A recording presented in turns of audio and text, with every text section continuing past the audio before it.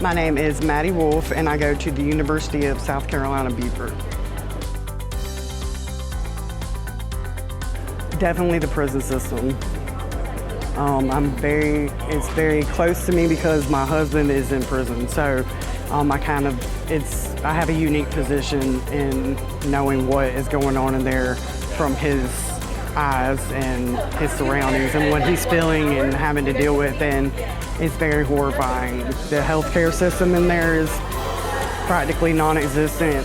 Also amongst the nutrition and the violence, and there's not enough staff.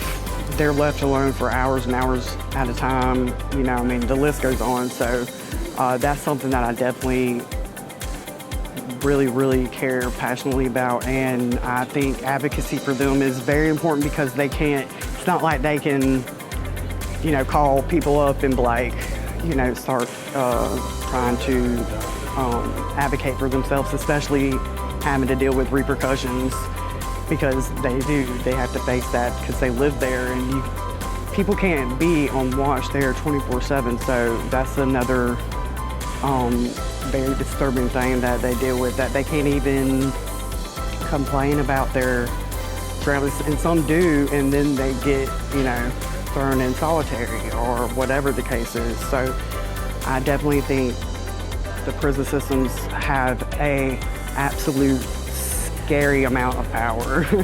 Scary amount. They're like almost their own state in a sense because of how powerful they are because of the money that they have, and that's really what is such a huge driving factor, that the states want to hold on to as many prisons as they can get because of the amount of money that they make off of them.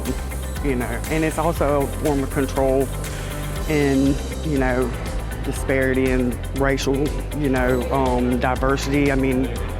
There's always been a more amount of blacks, and it still goes on today, some areas maybe not as much, but there's always going to be profiling and stuff like that. It's just, there's so much that connects to this issue, and recidivism rates as well, because they don't give them anything to grasp to get, they just, when they're done with their sentence, they just let them go. I'm speaking in South Carolina for, that I know, but I'm pretty sure it's other states as well. So why did they think that they end up coming back several times? The recidivism rates are scary, so it's just a vicious cycle that continues and continues. So that's definitely something that takes top with me. So I guess a lot of it is personal experience and things that I've seen within my own circle, if you will, not just family, but friends, etc., over the years. And I think also my perspective is different because I'm 37, so I have been around a little bit longer, and I have seen things, I've been through things. And also because I have empathy and compassion, and it's easy for me to be in another one's shoes, because a lot of times I've experienced something very similar to that, if not that, so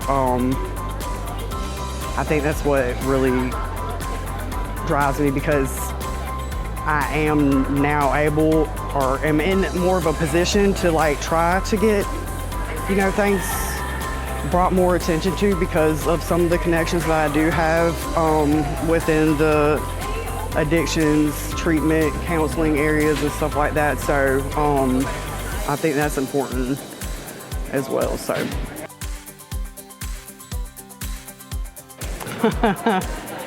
I really think, I can't even say that there is a really ideal world, because that means nothing would change, or you would say that I want things to change, or where everybody has equal rights, etc. It's just, unfortunately, it's not that easy. But an ideal world, I guess, in a sense, would be definitely where people with different views could actually try and listen to each other and try to meet middle ground, somewhat like we used to do, a little bit like Democrats, Republicans, etc., other various groups and stuff. But now it's like a us versus them type of thing. So definitely more active listening on both sides, or just with anybody really that has any type of views, instead of automatically wanting to hate each other or just us versus them type of thing. I think that's definitely a big thing. And also like gun violence and stuff like that, which is one of the typical things that everybody says, but it's true. So and education, the education system has really been seriously out of whack for several years now, with like the book bans and the attack on how they think our history should be taught, trying to cover up the fact that there was slavery and stuff like that.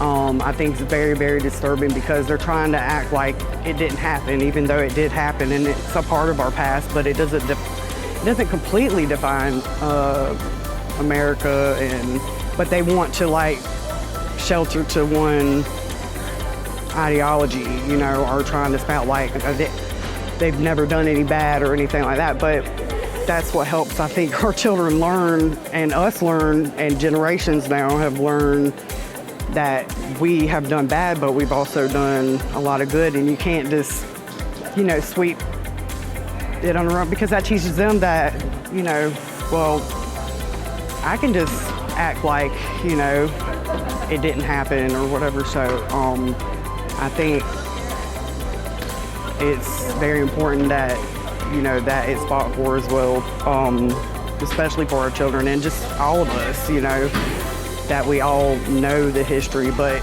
people can learn from things instead of just pretending like they're not there. So there's be a few things.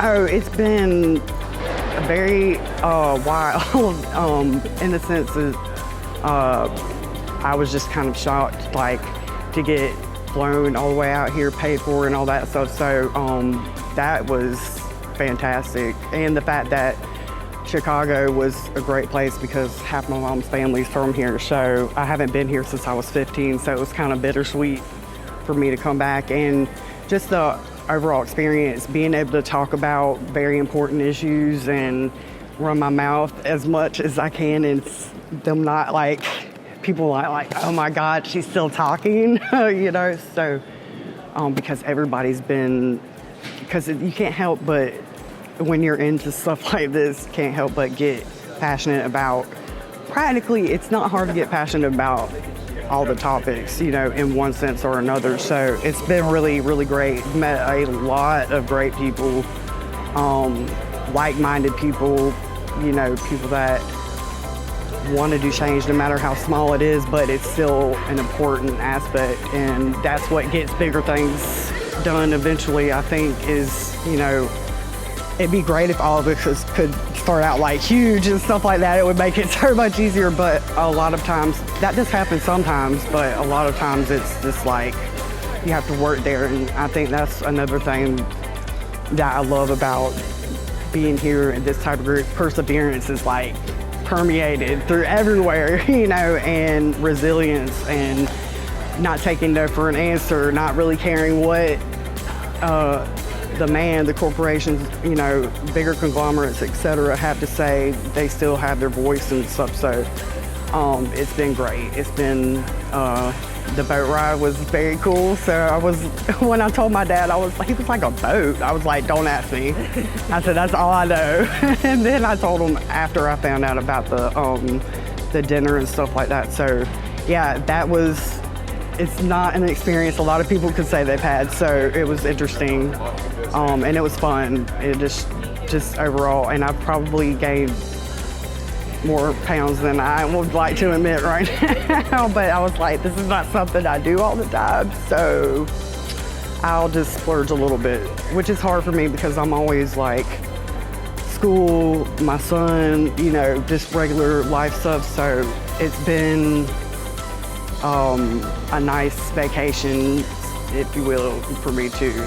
Even though we've been, doing activities and working with each other and etc. But it still has been really, really great. But I miss my son, and then I'm gonna be like, can I go back? I think any parent knows that for sure. Even parents, or even ones that don't have parents, everybody knows how kids can be, but I love them, and I'm excited just to move further from here, and definitely using connections and things that I've gotten different perspectives on, or anything like that from here. I'm excited to, and also to tell my mentor and others who supported me to come here from school. So and anything I can do to help others, I'm definitely willing to do, even if it's only one, and that's how I've always been. So it's been great.